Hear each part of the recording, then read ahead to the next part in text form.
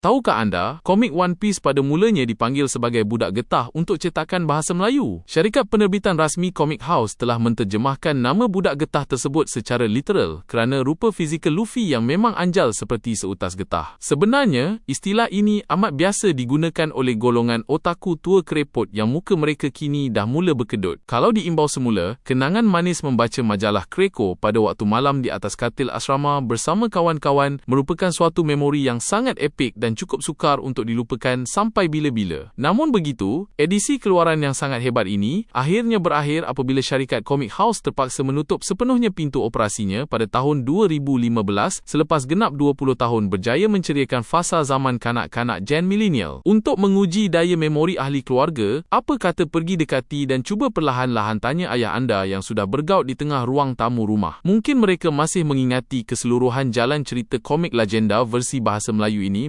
berbanding umur anak kandung mereka sendiri kelak.